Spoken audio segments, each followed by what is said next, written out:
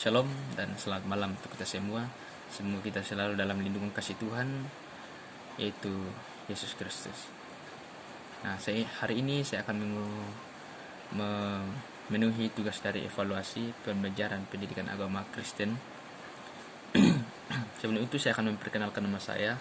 Perkenalkan, nama saya Valen dengan NIRIM 1020230245 dengan prodi pendidikan agama Kristen. Nah, saya akan masuk dalam penjelasan mengenai tes esai, di mana tes ini siswa diminta untuk menjawab dengan uraian kalimat sehingga jawaban bisa berbeda antara satu siswa dengan siswa yang lain.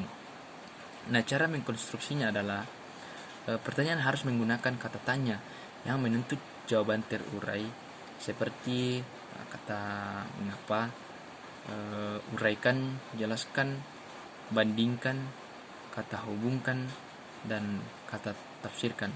Nah, itu semua bisa digunakan dalam pertanyaan atau tes esai ini. Nah, jangan menggunakan kata tanya yang tidak menuntut jawaban uraian, misalnya kata apa, siapa, di mana, dan kapan. Kemudian terdapat kelebihan, yaitu sangat sesuai untuk proses berpikir tinggi, di mana akan membuat siswa menjawab dengan gaya bahasanya sendiri. Nah, terdapat kelemahan dari tes esai ini, di mana standar penilaian tidak mudah diberikan atau menentukan standarnya, karena sikap siswa atau jawabannya pasti berbeda-beda. Kemudian melengkapi atau tes melengkapi, biasa disebut sentence completion test atau tes melengkapi kalimat. Nah, aturannya adalah jangan menunjukkan jawaban yang diharapkan dengan kita sebagai pembuat tes dengan memvariasikan panjang ruang kosong. Nah, kita harus berikan dasar yang masuk akal supaya mudah dipahami oleh murid. Tesnya mudah dipahami oleh murid. Kemudian terdapat kelebihan, yaitu mudah dikonstruksi dan mampu menguji sebagian besar pokok bahasan dalam waktu yang relatif singkat. Nah, ada juga kelemahan bahwa tes ini tidak dapat menguji semua tingkat kemampuan hasil belajar dan terlalu menekankan pada kemampuan mengingat. Nah, kita masuk dalam tes isian. Adalah bentuk tes di mana peserta didik harus melengkapi kalimat atau menjawab pertanyaan dengan jawaban yang singkat. Nah, cara mengkonstruksinya yaitu kita jangan mengutip kalimat pertanyaan yang tertera pada buku catatan.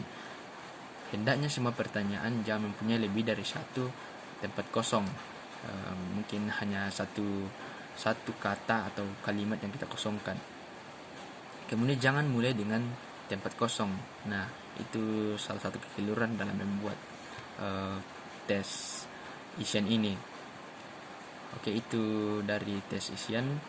Kemudian masuk dalam tes benar salah. Nah, soal tes ini juga digunakan untuk bisa memperkaya proses pembelajaran. Tes ini juga dikatakan formatif.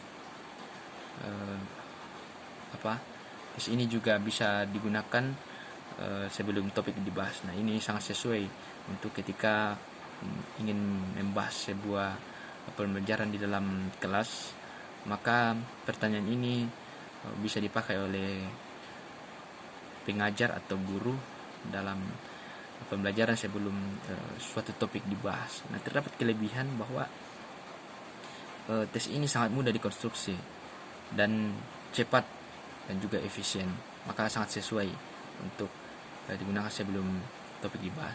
Nah, ada kelemahan dari tes ini, yaitu dia sangat rentan terhadap dugaan. Jadi ini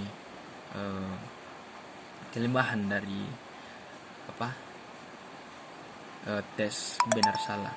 Kemudian bagaimana cara mengkonstruksinya, yaitu kita ungkapkan ide dalam pertanyaan benar penting. Nah, butir soalnya hendaknya menguji pemahaman murid. Kita memastikan bahwa tidak ada kata yang negatif atau tidak ada pertanyaan negatif yang membuat siswa tersinggung. Nah, ini yang biasa terjadi pada pembuatan. Kemudian tes menjodohkan.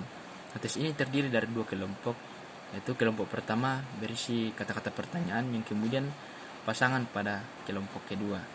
Nah, cara mengkonstruksinya, pertama kita memastikan bahwa butir di kolom atau ruang pertama dan jawaban di kolom atau ruang kedua.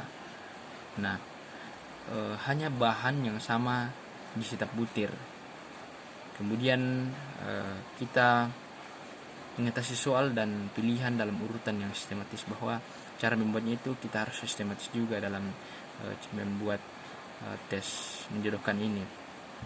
Kemudian terdapat kelebihan, yaitu sangat baik untuk mengukur pengetahuan yang level yang bisa dikatakan rendah. Kemudian mudah disusun juga, tapi ada juga kelemahan bahwa terdapat kemungkinan murid akan relatif mudah menebak, atau jika siswa mudah menebak jika pemahaman atau pengetahuan siswa cukup luas. Jadi itu kelemahan dari tes menjodohkan. Jadi itu saja dari saya, semoga bermanfaat. Kurangnya mohon dimaafkan. Shalom dan terima kasih.